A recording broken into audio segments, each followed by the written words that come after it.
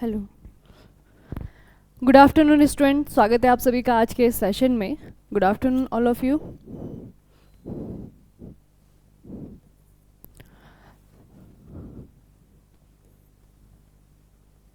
चलिए तैयार हो जाइए फिर आज आंसर करने के लिए, और जल्दी जल्दी आंसर करना है आप सभी को। बहुत इजी क्वेश्चन मिलेंगे आपको। साथ में आज जो है आपका पॉलिटी का एक बहुत इंपॉर्टेंट टॉपिक हम लोग यहाँ पे पढ़ने वाले हैं, ठीक है। फंडामेंटल राइट्स यानी कि मौलिक अधिकार। तो पहले क्वेश्चन आंसर कर लेते हैं, उसके बाद में मौलिक अधिकार के बारे में पढ़ेंगे, ठीक है। पहला प्रश्न है, संयुक्त राज्य अमेरिका के निम्नलिखित राष्ट्रपतियों में से किसने महाभियोग चलाने से पहले इस्तीफा दे दिया है? बताइए, इनमें से कौन से ऐसे अमेरिकी राष्ट्रपति हुए जिन्होंने इन पर इम्पीचमेंट चलाया जाने वाला था, लेकिन इन्होंने उससे ठीक पहले क्या दे दिया? इस्तीफा दे दिया। तो कौन से वाले राष्ट्रपति थे ये? नाम आपको याद रखना है, रिचर्ड निक्सन, ठीक है। रिचर्ड निक्सन कहाँ के? संयुक्त राज्य अमेरिका के। MS गोपाल कृष्णन किस संगीत वाद्य यंत्र से संबंधित है? सितार है, वायलिन है, तबला है और बांसुरी है। देखिए ये बच्चे आपके MS गोपाल कृष्णन हैं। इनके हाथ में बताइए जरा पहचान करके कि कौन सा वाला वाद्य यंत्र है, कौन से वाद्य यंत्र से संबंधित हैं। नाम क्या है आर्टिस्ट का? MS Gopal Krishnan. Carnatic music से रिलेटेड है, और कर्नाटिक म्यूजिक में भी बच्चे आपके किससे रिलेटेड है? और वायलिन से। यहाँ पे आपको जो यंत्र दिख रहा है, ये जो आपको यंत्र दिख रहा है, ये आपका वायलिन है। तो वायलिन वादक, बहुत फेमस वायलिन वादक MS गोपाल कृष्णन। गोल्फ खिलाड़ी विजय सिंह कौन से देश के हैं? ये बहुत फेमस गोल्फर हैं, इनका नाम है बच्चे विजय सिंह। आपको इनकी कंट्री बतानी है कि क्या ये USA के हैं, फिजी के हैं, भारत के हैं या UK के हैं। कौन सी कंट्री से संबंध है इनका? तो इनका आपको याद रखना है, फिजी से संबंध है। कहाँ से? फिजी से, ठीक है। गोल्फ खिलाड़ी विजय सिंह, इनका संबंध है फिजी से। अगला प्रश्न है, गर्म पानी अभ्यारण्य स्थित है। गर्म पानी अभ्यारण्य कहाँ पर स्थित है? कौन से स्टेट में स्थित है? ठीक है बच्चे, आपको ये जो सेशन है ये आपको रिकॉर्डेड मिल रहा है, ठीक है। इसीलिए आप लोग क्या करेंगे, जल्दी जल्दी आंसर करेंगे, मेरी प्रतिक्रिया का वेट नहीं करेंगे, ठीक है। जैसे ही क्वेश्चन सुन रहे हैं वैसे ही आपको आंसर करना है। गर्म पानी अभ्यारण्य कहाँ पर स्थित है? गुजरात है, असम है, नागालैंड है या फिर सिक्किम है? कहाँ पर स्थित है गर्म पानी जो अभ्यारण्य है? ये आपको कहाँ पर मिलेगा? आसाम में मिलेगा। कहाँ पर मिलेगा? आसाम में। अगला, विश्व का सबसे ऊंचा पर्वत। देखिए विश्व का सबसे ऊंचा पर्वत हमें पता है माउंट एवरेस्ट है, ठीक है। 8,848 के समथिंग जो है उसकी हाइट अब हो गई है, ठीक है।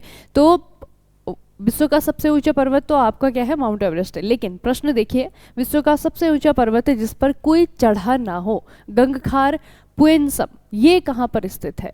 ठीक है, ये ऐसा पर्वत है विश्व का सबसे ऊंचा भी है, और ऐसे सबसे ऊंचा पर्वत है जिस पर कोई भी नहीं चढ़ा हुआ है, और नाम इसका क्या है? गंगखार पुएनसम, ठीक है। तो कहा जाता है कि इसकी जो चढ़ाई है, इसकी जो आपकी माउंटेनिंग है, ये बहुत ज़्यादा टफ है, ठीक है। इसी के कारण जो है हाइट तो इसकी माउंट एवरेस्ट से बहुत कम है, लगभग 7,000 मीटर समथिंग है इसकी हाइट, ठीक है।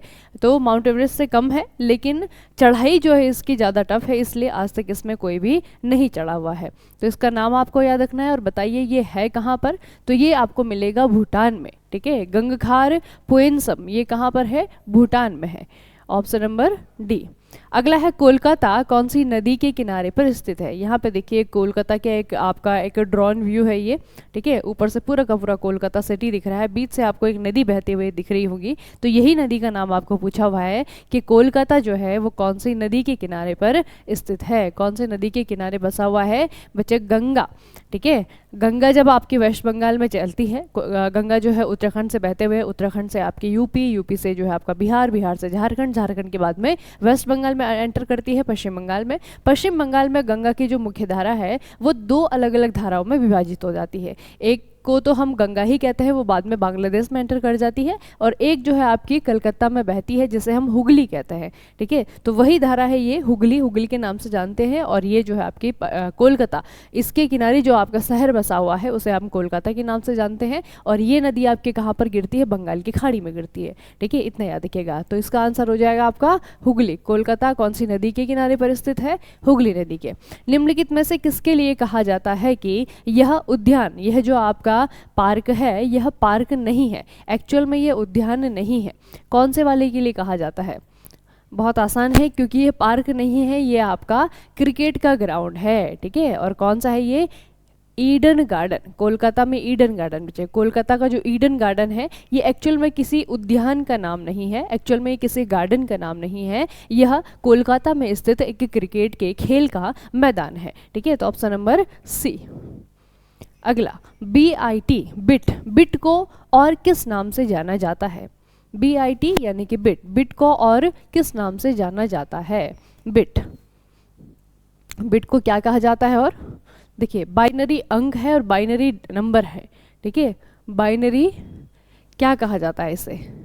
बाइनरी भाषा है, बाइनरी अंक है, बाइनरी नंबर है, या फिर गीगाबाइट, इसे और क्या कहा जाता है? देखिए, बाइनरी डिजिट।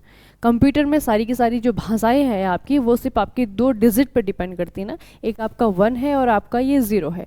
तो ये जो 2 आधारों पे जो आपकी आधारित भाषा होती है उसे हम क्या कहते हैं? बाइनरी कहा जाता है, ठीक है। तो बिट जो है आपका ये बाइनरी डिजिट है, बाइनरी डिजिट, बाइनरी डिजिट, ठीक है। बाइनरी डिजिट का मतलब क्या है आपका? बाइनरी अंक। ऑप्शन नंबर बी, बिट मतलब बाइनरी अंक। संयुक्त राज्य अमेरिका का सबसे लोकप्रिय खेल कौन सा है? USA में सबसे ज़्यादा लोकप्रिय जो खेल है वो आपको बताना है। USA का सबसे लोकप्रिय खेल बेसबॉल है, क्रिकेट है, हॉकी है और टेनिस है, और यही खेल जो है यहाँ का नेशनल गेम भी है, राष्ट्रीय खेल भी है। तो ये खेल कौन सा है? बेसबॉल। कौन सा है बच्चे? Option number A, baseball. अगला, भारत में पहली इलेक्ट्रिक ट्रेन कौन से रास्ते से चली थी? कहाँ से कहाँ तक चलाई गई थी पहली इलेक्ट्रिक ट्रेन? भारत में पहली इलेक्ट्रिक ट्रेन जो चली थी आपकी, वो कहाँ से कहाँ तक चली थी?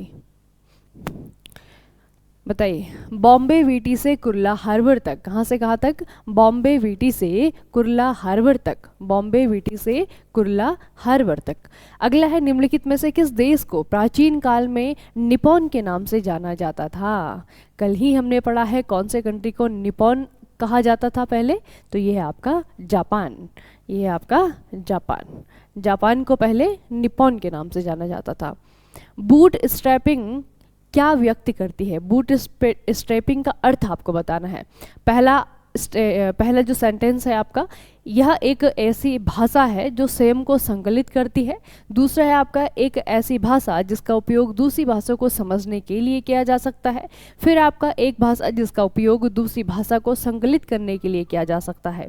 फिर आपका ये सभी। बताइए बच्चे, बूट स्ट्रैपिंग, बूट स्ट्रैपिंग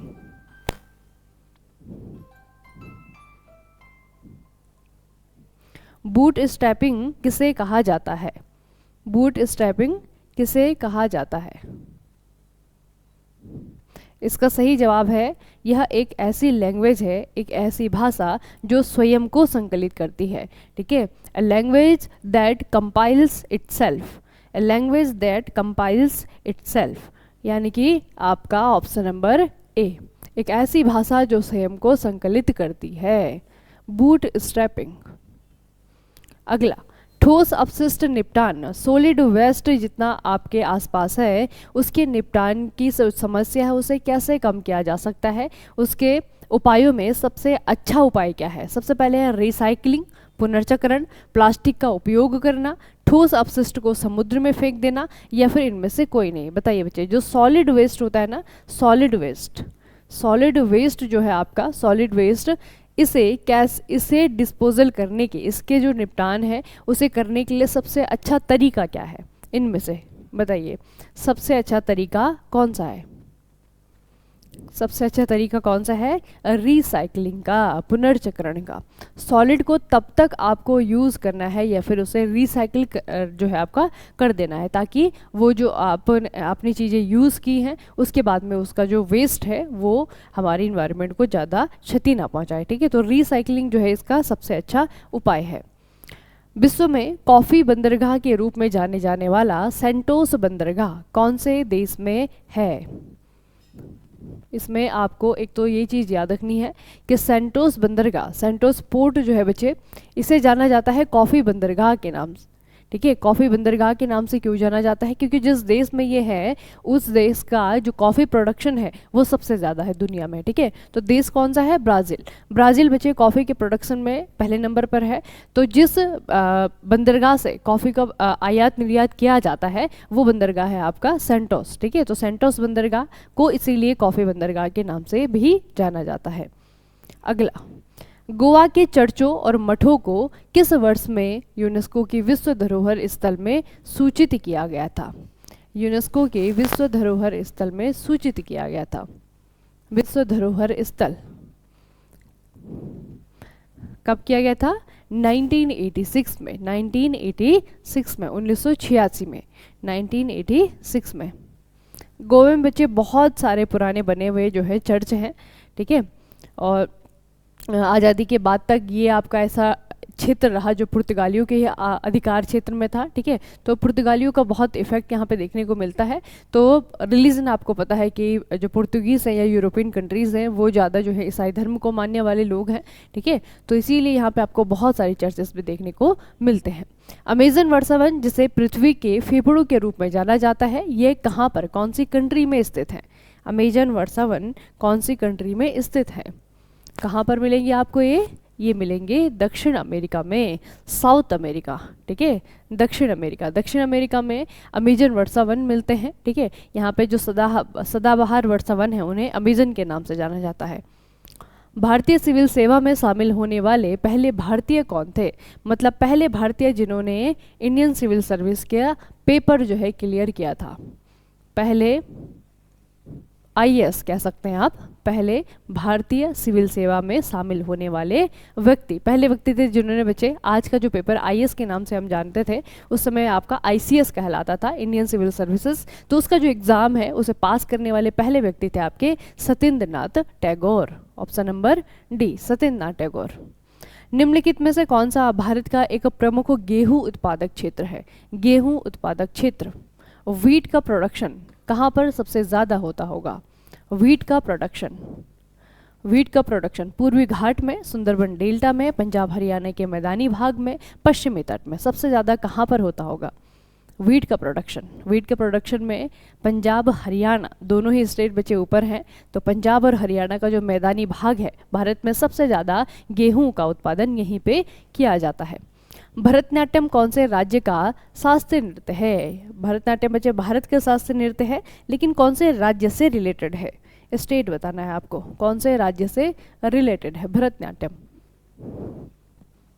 कौन से स्टेट से है? तमिलनाडु से। Option number B, Tamil Nadu. Veda Samaj के बारे में निम्नलिखित में से कौन सा कथन सही नहीं है? ठीक है, सही नहीं है बात की गई है। पहला है आपका, इसकी स्थापना 1894 में मद्रास में हुई थी। इसने जाति भेद को खत्म करने और विधवा पुनर्विवाह और महिला शिक्षा को बढ़ावा देने के लिए काम किया था। तो दो हो गए बच्चे। ठीक है, दो स्टेटमेंट है। अब बताइए कि इनमें से कोई भी नहीं, केवल एक। ठीक है, ये केवल दो या फिर दोनों, एक और दो दोनों, बताइए कौन सा वाला है इसमें से? वेद समाज, वेद समाज के बारे में कौन से स्टेटमेंट सही, कौन सा कथन सही है? तो इसमें आपको याद रखना है दोनों, पहले और दूसरे दोनों। ठीक है, इसका मतलब है ऑप्शन नंबर सी। वेद समाज की स्थापना बच्चे आपकी 1864 में जो है आपकी की गई थी, और इसका उद्देश्य क्या था? इसे बनाने के पीछे उद्देश्य क्या था? जाति भेदभाव को खत्म करना, विधवा पुनर्विवाह, समाज में जो कुरीतियां हैं, ठीक है, महिला अशिक्षा, ये विधवाओं का जो आपका सती प्रथा है, इस तरीके की जो कुरीतियां थी उन्हें समाप्त करना इसका उद्देश्य था। तो 1864 में बना था वेद समाज। अच्छा, कोई व्यक्ति है बच्चे जिसका नाम है एक्स, ठीक है, कुछ भी मान लीजिए, सोनू, मोनू, टोनू, ठीक है, कोई भी व्यक्ति है, उसकी उम्र जो है आपकी 10 साल की, कोई बच्चा है 10 साल का बच्चा है, एक कारखाने में जो है आपका ये काम कर रहा है, कारखाने में काम कर रहा है। तो बताइए कि उसमें उसके कौन से अधिकार का उल्लंघन हो रहा है? उसके किसी मौलिक अधिकार का उल्लंघन हो रहा है। ठीक है, तो कौन सा मौलिक अधिकार है? धर्म की स्वतंत्रता का अधिकार है, शोषण के विरुद्ध अधिकार है, समानता का अधिकार है, या स्वतंत्रता का अधिकार है? कौन से अधिकार का उसके उल्लंघन हो रहा है? 10 साल का बच्चा है, कारखाने में काम कर रहा है, बताइए कौन सा अधिकार? अभी हम फंडामेंटल राइट्स पढ़ने वाले हैं, मौलिक अधिकार पढ़ने वाले हैं, तो उसमें हम पढ़ेंगे शोषण के विरुद्ध अधिकार। ठीक है, शोषण के विरुद्ध अधिकार, इसका उल्लंघन हो रहा है बच्चे। ठीक है, क्योंकि संविधान में यह लिखा गया है कि 14 साल से कम के जो बच्चे हैं उन्हें कारखानों में कार्य करवाना क्या है, दंडनीय अपराध है। और यह उस बच्चे के जो मौलिक अधिकार है, शोषण के विरुद्ध अधिकार, उसका भी हनन हो, उसका भी उल्लंघन कर रहा है। ठीक है, तो 14 साल की जो उम्र है वो आपकी ली गई है। 14 साल के छोटे बच्चे, 14 साल से कम के बच्चे जो होंगे उनको फैक्ट्री में, कारखाने में, ऐसी जगह जहाँ पर कि उनके स्वास्थ्य की, उसकी जान के लिए कोई खतरा हो, वहाँ पे काम करवाना क्या है, संविधान के अकॉर्डिंग प्रोहिबिट है, प्रतिबंधित है।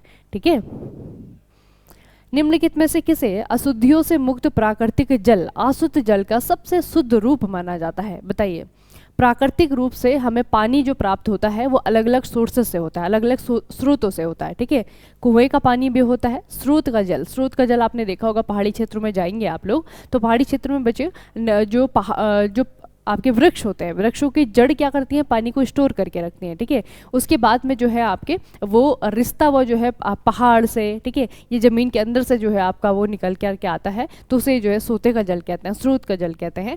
नदी का पानी हो गया और बारिश का पानी हो गया। बताइए इनमें से कौन सा वाला सोर्स है आपका, स्रोत है जो कि सबसे ज़्यादा प्योर है, जिसमें कि बिल्कुल भी अशुद्धियाँ आपको नहीं मिलेंगी? कौन सा वाला है जिसमें बिल्कुल भी अशुद्धियाँ नहीं मिलने वाली हैं?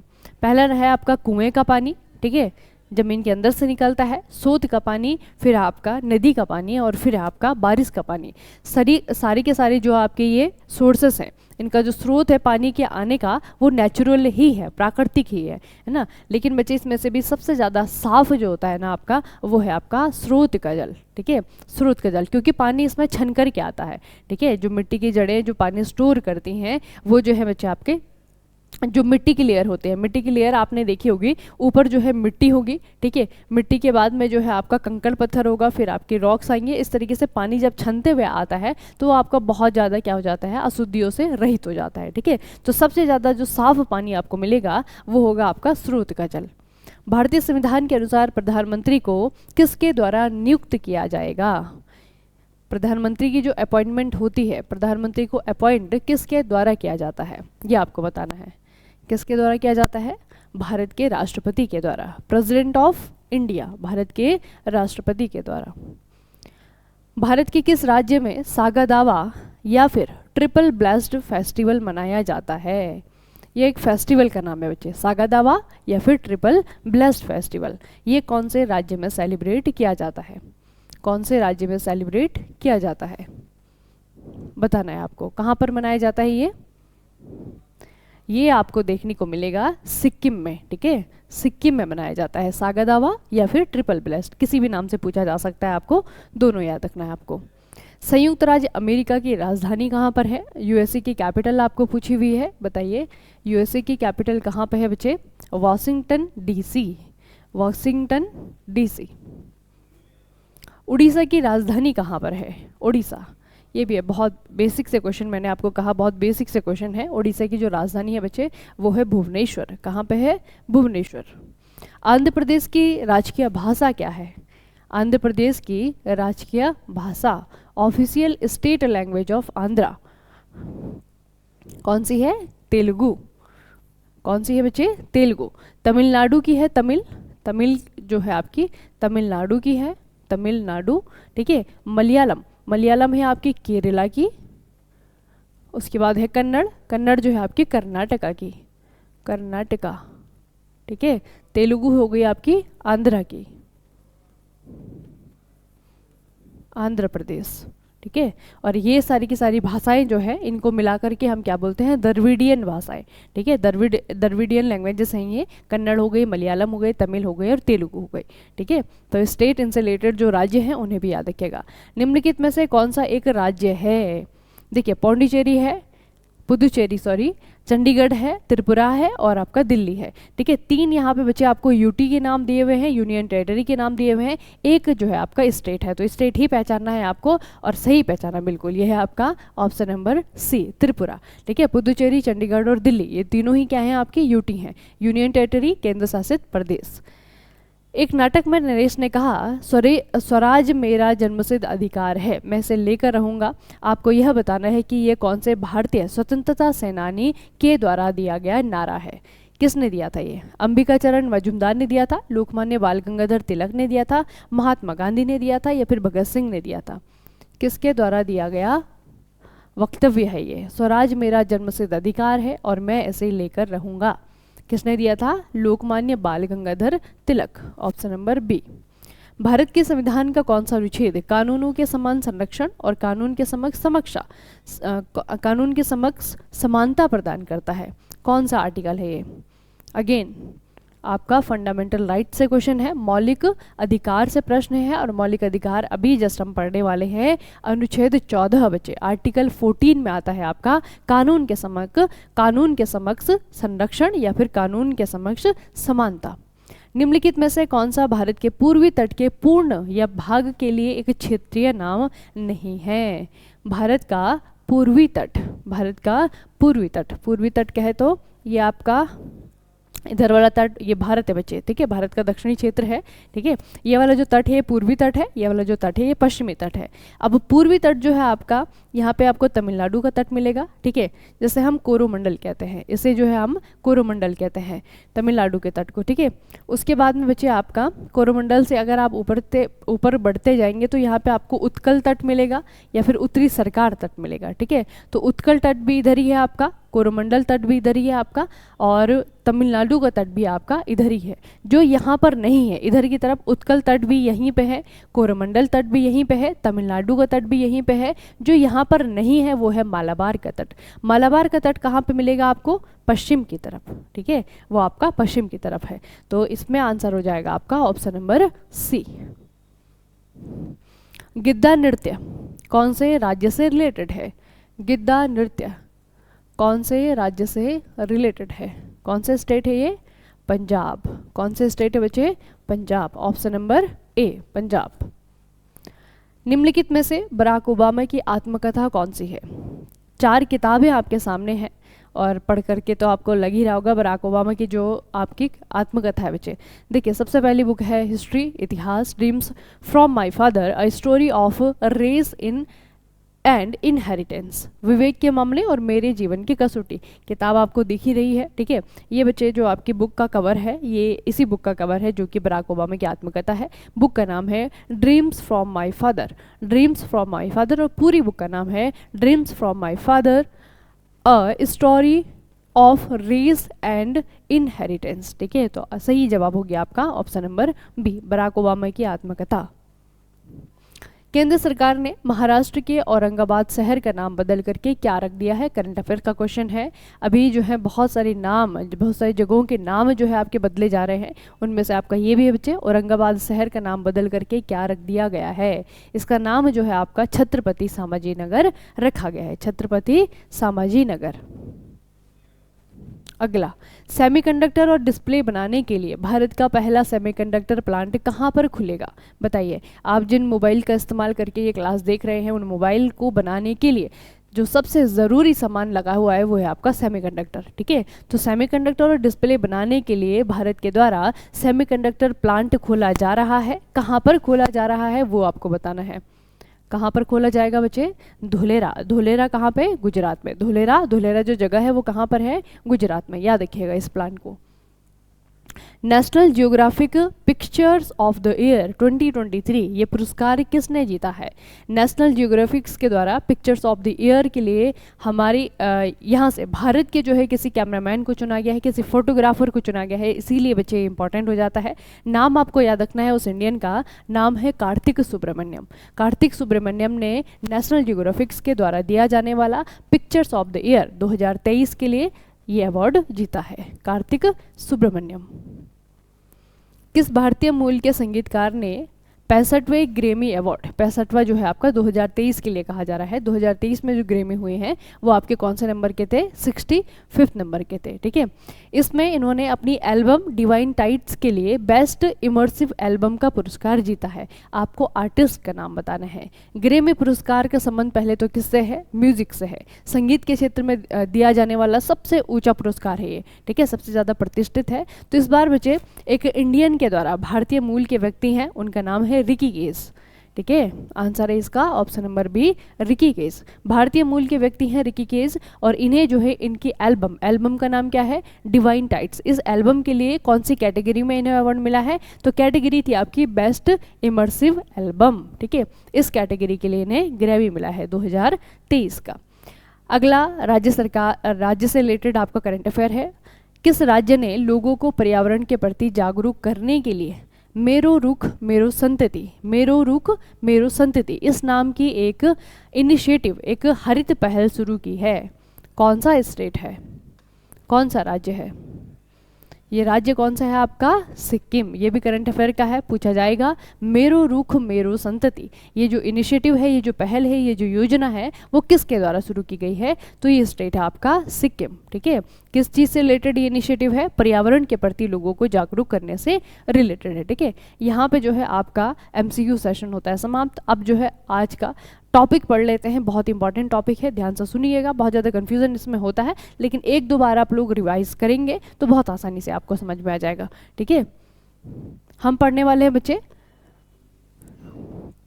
मौलिक अधिकारों के बारे में, ठीक है। मौलिक अधिकार पढ़ेंगे। मौलिक अधिकार में क्या है कि टोटल जो है 6 मौलिक अधिकार हैं, और 6 मौलिक अधिकारों के अंदर जो है आपके आर्टिकल्स हैं, अनुच्छेद हैं, ठीक है। तो जो इंपॉर्टेंट आर्टिकल्स होगा वो मैं आपको बता दूंगी, वो आपको याद रखना ही रखना है। बाकी जिसे हम भूल सकते हैं वो भी मैं आपको बता दूंगी, ठीक है। तो पहले तो ये याद रखिएगा कि मौलिक अधिकार जो है कौन से चैप्टर में आते हैं संविधान में? ये आते हैं भाग 3 में। कहाँ पे आते हैं? भाग 3 में, पार्ट 3 में आते हैं।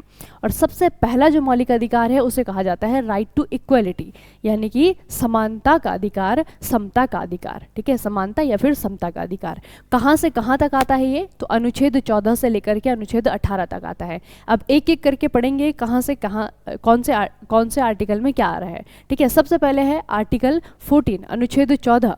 अनुच्छेद 14 में आता है कि भारत में जो आपका शासन है वह कानून का शासन है। कानून के समक्ष कोई भी छोटा कोई भी बड़ा नहीं है। कानून के समक्ष जो है आपके सारे के सारे समान हैं। अभी हमने पढ़ा था कानून के समक्ष समता, ये कानून के समक्ष जो है आपका समानता। ये कौन से आर्टिकल में आता है? तो ये आर्टिकल बच्चे यही है, आर्टिकल 14, ठीक है। इसमें कहा गया है rule of law. Rule of law का मतलब होता है क्या? कानून का शासन, ठीक है। विधि का शासन, कानून का शासन। किसी व्यक्ति, किसी पार्टी, किसी का भी जो है यहाँ पे शासन नहीं है। शासन चलेगा किसका? कानून का। सबसे ऊपर क्या है? कानून है, संविधान है, ठीक है। तो आर्टिकल 14 है। आर्टिकल 15 में जो है आपका कहा गया है कि किसी भी व्यक्ति के द्वारा या फिर राज्य के द्वारा किसी भी व्यक्ति के साथ में, नागरिक के साथ में धर्म के आधार पर, मूल वंश के आधार पर, जाति के आधार पर, लिंग के आधार पर, जन्म स्थान के आधार पर क्या नहीं किया जाएगा? भेदभाव नहीं किया जाएगा। जो ऐसा करेगा उसे जो है आपकी सजा मिलेगी, ठीक है। तो आर्टिकल 15 में जो है आपका भेदभाव के बारे में बात की गई है, डिस्क्रिमिनेशन के बारे में बात की गई है। आर्टिकल 16, अनुच्छेद 16। अनुच्छेद 16 में क्या कहा गया है? राज्य के अधीन किसी भी पद पर नियोजन या नियुक्ति से संबंधित विषयों में सभी नागरिकों के लिए अवसर की समानता होगी। सरकारी नौकरियों की बात की गई है। सरकारी नौकरी के फॉर्म आते हैं, सभी को भरने का अधिकार है, ठीक है। तो सभी लोग जो है अप्लाई कर सकते हैं, बशर्ते कि एलिजिबिलिटी होनी चाहिए आपके पास में, है ना। तो ये हो गया आपका अनुच्छेद 16। उसके बाद है अनुच्छेद 17, आर्टिकल 17। आर्टिकल 17 कहता है कि अनटचेबिलिटी, अस्पृश्यता जो है आपकी बैन है, ठीक है। तो अस्पृश्यता का उन्मूलन यानी कि एंड कहाँ पे किया गया है आपका? आर्टिकल 17 में किया गया है। उसके बाद है आपका आर्टिकल 18, आप लोगों को नहीं दिख रहा होगा, अनुच्छेद 18 बचे। 18 में आता है आपका उपाधियों का अंत। आप अपनी एजुकेशनल टाइटल के अलावा, एजुकेशनल टाइटल में आप लोगों ने देखा होगा जब लोग आपके MBBS कर देते हैं तो डॉक्टर लगा देते हैं, ठीक है। PhD जब की जाती है तभी भी डॉक्टर लग जाता है। तो इस प्रकार की जो उपाधियां हैं, टाइटल हैं, इनको छोड़ करके, या फिर सरकार ने जो है किसी को पद्मश्री पद्म विभूषण दे दिया, उनको छोड़ करके जो है किसी भी प्रकार की अन्य उपाधि अपने नाम के आगे नहीं लगाएंगे, ठीक है। तो उपाधियों का अंत आपका कहाँ पे आता है? आर्टिकल 18 में, अनुच्छेद 18 में आता है। तो 14, 15, 16, 17, 18 ये आपके पांचों के पांचों जो अनुच्छेद हैं ये बात कर रहे हैं किसके बारे में? समानता के बारे में, ठीक है। इसीलिए जो पहला अधिकार है राइट टू इक्वलिटी का है, समानता के अधिकार का है, ठीक है। पहला वाला हो गया आपका समाप्त। उसके बाद है दूसरा राइट टू फ्रीडम। अब आती है स्वतंत्रता की बात। स्वतंत्रता के अधिकार कहाँ, कौन कौन से आर्टिकल आपको याद रखने हैं? इसमें बच्चे आपको 19, 20, 21, 22 चार आर्टिकल आते हैं, 19, 20, 21, 22, ठीक है। चलिए आज हम 3 ही पढ़ेंगे, ज़्यादा हौच पौच हो जाएगा, इन्हें पहले रिवाइज कर लेना कल, ठीक है। उसके बाद में बाकी के 3 जो आपके हैं बचे हुए वो हम फिर कल पढ़ेंगे, ठीक है। देखिए 19, 20, 21, 22 सबसे पहले आपका 19 आता है, अनुच्छेद 19। अनुच्छेद 19 में बच्चे 6 प्रकार की स्वतंत्रताओं के बारे में बात की गई है, ठीक है। आर्टिकल 19 इसमें देखिए कौन से 6 प्रकार की हैं, कौन से 6 राइट दिए गए हैं? वाक और अभिव्यक्ति, बोलने की, ठीक है, संगठित होने की, अपना एक ग्रुप बनाने की, तभी तो आप ग्रुप बनाने की स्वतंत्रता है, तभी आप लोग देखते हैं ना कि पॉलिटिकल पार्टी बनी हुई है, ठीक है, राजनीतिक दल बने हुए हैं। तो दल बनाने की, संगठित होने की जो है आपके पास में क्या है? स्वतंत्रता है। संघ बनाने की है, संघ बनाने की स्वतंत्रता है। संचरण करने की है, आप अपने कंट्री में कहीं पर भी घूम सकते हैं आराम से, ठीक है, वो भी आपके पास में है। निवास, कहीं पर भी घर बना सकते हैं, वो भी आपके पास में स्वतंत्रता है। और व्यवसाय, कहीं पर भी जा करके काम कर सकते हैं, ठीक है। तो ये भी जो है आपको स्वतंत्रताएं दी गई है। तो 6 प्रकार की स्वतंत्रताएं दी गई हैं आर्टिकल 19 में, अनुच्छेद 19 में। उसके बाद है आर्टिकल 20। आर्टिकल 20 क्या कहता है बच्चे? अपराध के लिए दोष सिद्धि के संबंध में संरक्षण। आर्टिकल 20 जो है आपका, देखिए ये कहता है जब किसी व्यक्ति ने अपराध कर दिया, ठीक है, आर्टिकल 20 यहाँ पे किसी व्यक्ति को जो है अपराधी घोषित कर दिया गया है।